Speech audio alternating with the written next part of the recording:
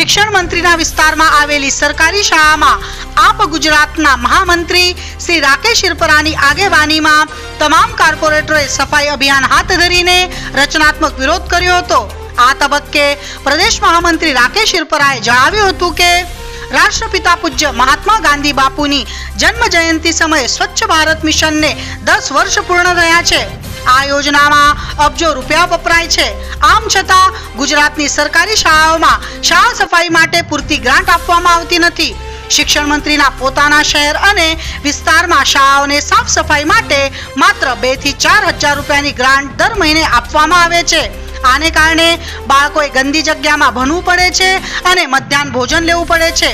ગુજરાતના તમામ વાલીઓ વતી અમારી માંગણી છે કે ગુજરાતની તમામ સરકારી શાળાઓમાં કાયમી સફાઈ કર્મચારીઓની નિમણૂક કરવામાં આવે અને એ નિમણૂક ન થાય ત્યાં સુધી શાળા સફાઈની ગ્રાન્ટમાં વધારો કરવામાં આવે। નમસ્કાર, હું રાકેશ શિરપરા, પ્રદેશ મહામંત્રી આમ આદમી પાર્ટી ગુજરાત। આવતીકાલે સમગ્ર વિશ્વ પૂજ્ય મહાત્મા ગાંધી બાપુની જન્મ જયંતિ ઉજવશે। કેન્દ્ર સરકારે લોન્ચ કરેલી સ્વચ્છ ભારત યોજનાને આ પ્રસંગે 10 વર્ષ થવા આવ્યા છે અને યોજનામાં કરોડો અબજો રૂપિયા ખર્ચાયા છે। ત્યારે વાત કરવી છે મારે ગુજરાતની સરકારી શાળાઓની। અત્યારે અમે જે સરકારી શાળામાં ઊભા છીએ એ છે શિક્ષણ મંત્રીના વિસ્તારમાં આવેલી એક સરકારી શાળા। આમ આદમી પાર્ટીના તમામ કાર્યકર્તાઓએ અને તમામ નગરસેવકોએ આપ જોઈ શકો છો આ શાળાને આજે રચનાત્મક રીતે પ્રતિકાત્મક વિરોધના ભાગરૂપે સમગ્ર શાળાની સફાઈ કરી છે। અમે સંદેશ આપવા માંગીએ છીએ કે સ્વચ્છ ભારત પાછળ કરોડો રૂપિયા ખર્ચાયા છતાંય ગુજરાતની સરકારી શાળાઓમાં કાયમી સફાઈ કર્મચારીઓ નથી।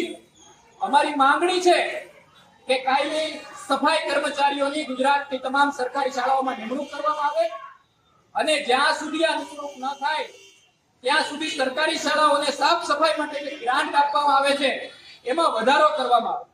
આપ સૌને જાણીને આશ્ચર્ય થશે કે અત્યારે અમે જે આપણે શાળામાં જે ઊભા છીએ એ શાળાને દર મહિને સાફ સફાઈ માટે માત્ર 1400 રૂપિયાની ગ્રાન્ટ આપવામાં આવે છે।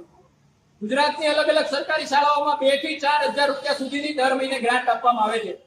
આટલા પૈસામાં એક આખી શાળા એક મહિનામાં કેવી રીતે સાફ થઈ શકે? તો એક તરફ સ્વચ્છ ભારત મિશનમાં કરોડો રૂપિયા અબજો રૂપિયા ખર્ચાય છે, એક તરફ સ્વચ્છ ભારતના નામે તાઇફાઓ થાય છે અને બીજી તરફ શિક્ષણ મંત્રીના શહેરમાં, શિક્ષણ મંત્રીના વિસ્તારમાં સરકારી શાળાઓ ગંદી છે।